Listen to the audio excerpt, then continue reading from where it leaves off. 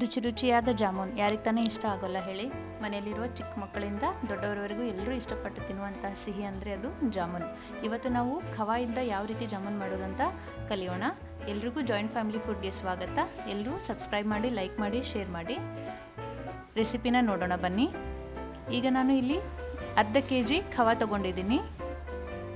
ಇದು ಅರ್ಧ kgಯಷ್ಟು ಖವಾ.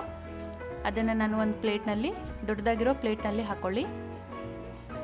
ಈಗ ಒಂದು ಅಳತೆ ನೋಡಿ, 1 kg ಖವಾಗೆ ನಾವು ಪಾವು kgಯಷ್ಟು ಮೈದಾನ ಬಳಸಬೇಕು. ಇಲ್ಲಿ ನಾನು ಅರ್ಧ kg ಖವಾ ಇರೋದ್ರಿಂದ ನಾನು ಇಲ್ಲಿ 2 ರಿಂದ 3 ಸ್ಪೂನಷ್ಟು ಮೈದಾ ಹಿಟ್ಟನ್ನು ಬಳಸ್ತಾ ಇದ್ದೀನಿ. ಈಗ 2 ಸ್ಪೂನಷ್ಟು ಮೈದಾ ಹಾಕ್ಕೊಳ್ತಾ ಇದ್ದೀನಿ. ಸ್ವಲ್ಪ ಅಡಿಗೆ ಸೋಡಾ, 1 ಚಿಟಿಕೆಯಷ್ಟು ಅಡಿಗೆ ಸೋಡಾನ ಹಾಕ್ಕೊಳ್ಳಿ. ಈಗ ಖವಾ, ಅಡಿಗೆ ಸೋಡಾ ಮತ್ತು ಮೈದಾ ಎಲ್ಲವನ್ನ ಚೆನ್ನಾಗಿ ನಾದ್ಕೊಳ್ಳಿ.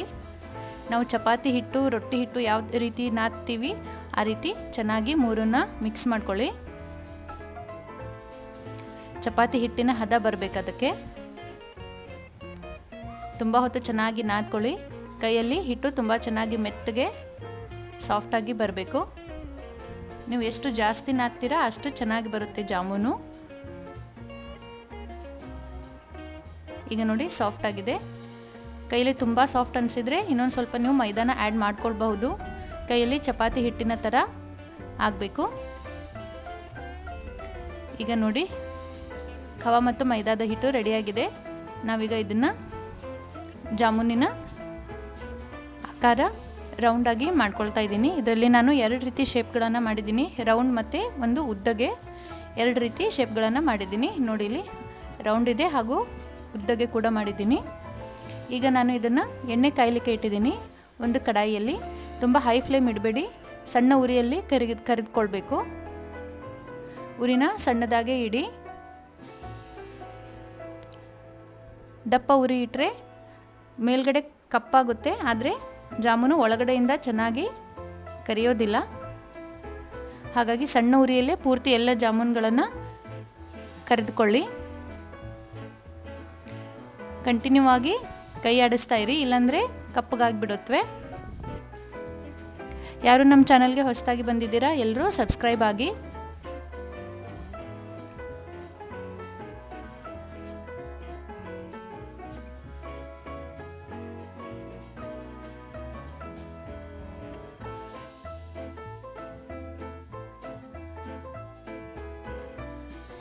ಈಗ ನೋಡಿ ಗೋಲ್ಡನ್ ಬ್ರೌನ್ ಆಗಿದೆ.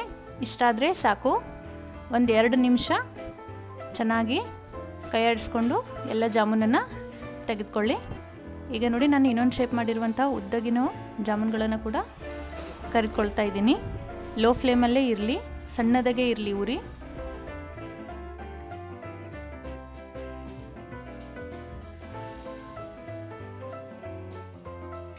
ನೋಡಿ ಇವು ಕೂಡ ರೆಡಿಯಾಗಿದೆ. ಗೋಲ್ಡನ್ ಬ್ರೌನ್ ಕಲರ್ ಬಂದಿದೆ. ಎಲ್ಲವನ್ನು ಒಂದು ಪ್ಲೇಟ್ನಲ್ಲಿ ತೆಗೆದಿಟ್ಕೊಳ್ಳಿ. ಹೀಗೆ ಎಲ್ಲ ಜಾಮೂನುಗಳನ್ನು ಕರೆದು ಒಂದು ಪ್ಲೇಟ್ನಲ್ಲಿ ಸೈಡಲ್ಲಿ ಇಟ್ಕೊಳ್ಳಿ. ನೆಕ್ಸ್ಟ್ ನಾವು ಪಾಕವನ್ನು ಯಾವ ರೀತಿ ಮಾಡೋದು ಅಂತ ಹೇಳ್ಕೊಡ್ತಾ ಇದ್ದೀನಿ ನೋಡಿ. ಈಗ ನಾವು ಸೈಡಲ್ಲಿ ಪಾಕ ಯಾವ ರೀತಿ ಮಾಡ್ಕೊಳ್ಳೋದಂತ ನೋಡೋಣ. ಈಗ ನಾನು ಅರ್ಧ kg ಖವಾಗೆ ನಾನು 800 ಗ್ರಾಮ್ನಷ್ಟು ಸಕ್ಕರೆಯನ್ನು ತೊಗೊಂಡಿದ್ದೀನಿ. ಈಗ ಒಂದು ದೊಡ್ಡ ಬೌಲ್ನಲ್ಲಿ 1.5 ಬೌಲ್ನಷ್ಟು ಸಕ್ಕರೆಯನ್ನು ತೊಗೊಂಡಿದ್ದೀನಿ. ನೋಡಿ 800 ಗ್ರಾಮ್ನಷ್ಟು ಸಕ್ಕರೆ. ಅದಕ್ಕೆ ನಾನು 1.5 ಬೌಲ್ನಷ್ಟು ನೀರನ್ನು ಹಾಕ್ತಾ ಇದ್ದೀನಿ. 1.5 ಬೌಲ್ನಷ್ಟು ನೀರು. ನಿಮಗೆ ಪಾಕ ಜಾಸ್ತಿ ಬೇಕಿದ್ದರೆ ಇನ್ನೊಂದು ಸ್ವಲ್ಪ ನೀರನ್ನು ಆ್ಯಡ್ ಮಾಡಬಹುದು. ಇಲ್ಲ ನಿಮಗೆ ಡ್ರೈ ಜಾಮೂನ್ ಬೇಕಿದ್ದರೆ ಪಾಕವನ್ನು ಸ್ವಲ್ಪ ಕಡಿಮೆ ಮಾಡಬಹುದು. ಇದು ಏಲಕ್ಕಿ ಪೌಡರ್. ಏಲಕ್ಕಿನ ಕುಟ್ಟಿ ಪೌಡರ್ ಮಾಡಿಟ್ಕೊಂಡಿದ್ದೆ, ಅದನ್ನು ಏಲಕ್ಕಿ ಪೌಡರ್ನ ಹಾಕ್ತಾ ಇದ್ದೀನಿ. ಈಗ ನೋಡಿ ಸಕ್ಕರೆ ಚೆನ್ನಾಗಿ ಕರಗಿಸ್ಕೊಳ್ಳಿ. ಈ ಪಾಕಕ್ಕೆ 1 ರಿಂದ 2 ಕುದಿ ಬಂದರೆ ಸಾಕು, ಜಾಸ್ತಿ ಕುದಿಸ್ಬೇಡಿ.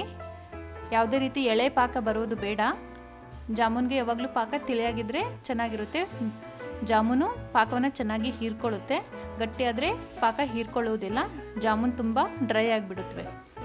ಈಗ ನೋಡಿ ನಾನು ಆಫ್ ಮಾಡಿದ್ದೀನಿ ಪಾಕವನ್ನು. ಈಗ ನಾವು ಮಾಡ್ಕೊಂಡಿದ್ದಂಥ ಜಾಮೂನನ್ನು ಅದರೊಳಗೆ ಹಾಕಿ ಚೆನ್ನಾಗಿ ಒಂದು ಸ್ಪೂನಿಂದ ಎಲ್ಲ ಜಾಮೂನ್ಗಳನ್ನು ಡಿಪ್ ಮಾಡಿ.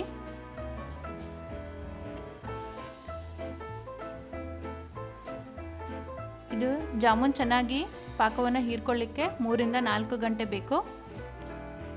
ಜಾಮೂನ್ ಈಗ ರೆಡಿಯಾಗಿದೆ. ಈಗ 4 ಗಂಟೆ ನಂತರ ನೋಡಿ, ನಾನಿದು ಬೆಳಗ್ಗೆ ಹೊತ್ತು ಜಾಮೂನ್ ಮಾಡಿದ್ದೆ ಅಂದರೆ ಇದು ಸಂಜೆ ಹೊತ್ತಿಗೆ ಇದು ರೆಡಿಯಾಗಿತ್ತು. ಈಗ ನೋಡಿ ಜಾಮೂನ್ ಪೂರ್ತಿ ಪಾಕವನ್ನು ಹೀರ್ಕೊಂಡು ರೆಡಿಯಾಗಿದೆ. ನೋಡಿ ಸಾಫ್ಟ್ ಆಗಿದೆ ಹಾಗೂ ಕಲರ್ ಕೂಡ ತುಂಬ ಚೆನ್ನಾಗಿ ಬಂದಿದೆ. ಎಲ್ಲ ಪಾಕವನ್ನು ಹೀರಿಕೊಂಡು ಜಾಮೂನ್ ರೆಡಿಯಾಗಿದೆ. ಸ್ವಾದಿಷ್ಟವಾದಂತಹ ಖವಾಯಿಂದ ಯಾವ ರೀತಿ ಜಾಮೂನ್ ಮಾಡೋದು ಅಂತ ನೋಡಿದ್ವಿ ಫ್ರೆಂಡ್ಸ್. ನಿಮಗೆ ಒಂದು ಸಾರಿ ಟ್ರೈ ಮಾಡಿ ನೋಡಿ ಫ್ರೆಂಡ್ಸ್, ತುಂಬ ಚೆನ್ನಾಗಿ ಬರುತ್ತೆ. ಮನೇಲಿ ಎಲ್ರಿಗೂ ಇಷ್ಟ ಆಗುತ್ತೆ, ಮಕ್ಕಳಿಗೆ ಕೂಡ ತುಂಬ ಇಷ್ಟ ಆಗುತ್ತೆ. ನಿಮಗೆ ರೆಸಿಪಿ ಇಷ್ಟ ಆಗಿದ್ದರೆ ಸಬ್ಸ್ಕ್ರೈಬ್ ಮಾಡಿ, ಲೈಕ್ ಮಾಡಿ, ಶೇರ್ ಮಾಡಿ.